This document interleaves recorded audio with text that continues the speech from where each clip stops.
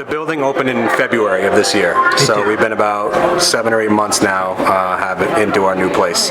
The old building's gone. Everyone can see the demolition is now complete, and we're just finishing up the paving, site work, finishing the portico, and getting all the landscaping done. So we're going to hope to be able to open the main parking area probably second week in November, and open the front door, open the door to the clinics. Yeah, it will be. It'll make the building. It'll make a lot more sense to people in terms of, for the first 6 months everyone's been coming in from the emergency room, which has been logistically challenging. We've had the valet to help people park, but once everything is open, you'll be able to get in, get out, have plenty of parking, and get into, if you're just here to see the doctor, there'll be a door right there to get in. So all of our primary care doctors, with the exception of Dr. Lepre, who's going to stay on the campus but in the Anderson building, which is right off Prospect Street, but the rest of the doctors are all in the hospital, and almost all of our visiting specialists. There's a few who still see patients at Briar Patch Pediatrics. We'll see patients at our office on Bartlett Road. He's here every Wednesday, but most of the docs will be in the hospital. How's this hospital different from our old hospital? Oh, so many ways. Aside from it's bigger and modernized. Yep. It's bigger, it's modernized, but just the entire layout is really designed to better function with what we do now. The old hospital was really designed for long inpatient stays where people would come to the hospital for if they had a cold or a cough and they'd be admitted. That's not how medicine is practiced anymore. So much of it is geared toward outpatient care, so you don't have to stay in the hospital.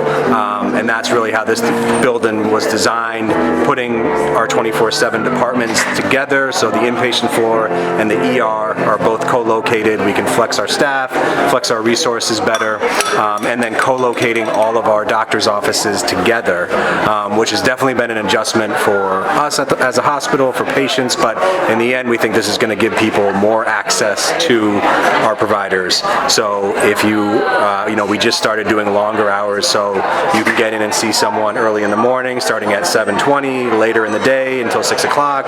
We're having some weekend hours now, so it's going to allow us to be more flexible and provide better access. And then from a safety and a privacy standpoint, totally world away from where we were in the old hospital. Patient area, you're not going to walk down the hall anymore and see your neighbor in a Johnny getting wheeled to their imaging test. Those days are gone. Everything's much more private for the patients, and secure in terms of safety for our patients, safety for our staff. In the old hospital we had one operating room. Now we have 2 operating rooms. So in the event where we have an emergent case, or a woman comes in labor, previously we would have to hold that operating room, almost reserve it in the case that a C-section was needed. Now we're able to go through our day and do all of the scheduled surgeries, elective surgeries, and have that built-in capacity if there is an emergent case happening. We have a beautiful new CT machine, which is going to allow us to do more tests here than we could do before, keep more patients here to get that sort of in the golden hour where the diagnostics are so important. What's the CT? CAT scan machine. Okay. So it's an imaging, yep, and it's the same machine that they have up at Mass General. It's a state-of-the-art machine.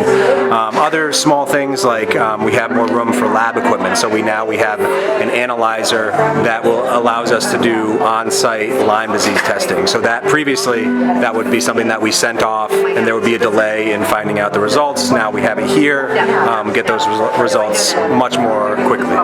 Certainly hospital beds, more hospital beds. So we have 10 inpatient beds, which is slightly fewer than we used to have.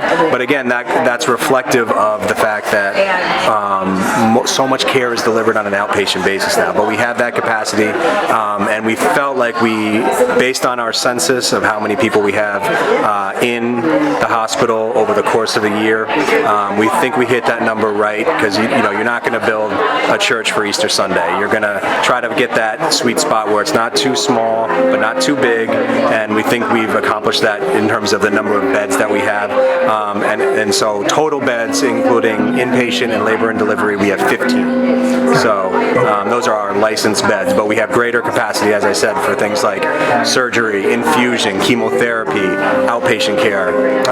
So our new cancer care and infusion center is beautiful. It's named for Swim Across America, which is one of our events that supports our oncology program. So they have 5 private infusion bays where people are coming for long hours to get infusions, chemotherapy, and they have private, very respectful space that overlooks conservation property. So that's a real upgrade too for those patients. Okay, and today's fair, tell us about that. How's that all? So it's been a great, this year we decided to collaborate with the Council on Elder Affairs, so we've combined the hospital's health fair with the Elder Expo. So we're bringing these two events together. It's the first health fair event that we've done in the hospital. We did have the kids' health fair, but this is the first of our annual health fairs. So it's been a great collaboration, and we're offering flu shots downstairs and other health screenings. We have so many partners from the community here representing their organizations, talking about what they have to offer anyone, seniors or families. And then we have a great group of speakers coming. I just introduced Greg O'Brien, who's talking about his experience with early onset Alzheimer's. And we have a whole host of speakers, Dr. Monto, Dr. Andy, you are going to be speaking today. So we think we put together a great event that is going to be valuable for people. There's a donor who had a daughter who, these are really fine pianos. That's the one downstairs is Steinway Spirio, which is, I actually would like to mention the name of the donors. Yes, please do. So Mary Lou and Bruce Sanford. It was their daughter Ashley that they started this program in honor of. Oh, wonderful. And, I went with Margot Hartman to Boston and met the donors there, and we picked out these pianos for the hospital, for the community, So how do we know when you're playing? Or is I play on Mondays from 12:15 to 1:15, and the series downstairs I'm hoping will be starting, And other people will come in and play. Oh, yeah. And then we'll figure it out when to come down. Yes. Anybody can come down and listen, right? Yes. Once it's being... Yes. Different.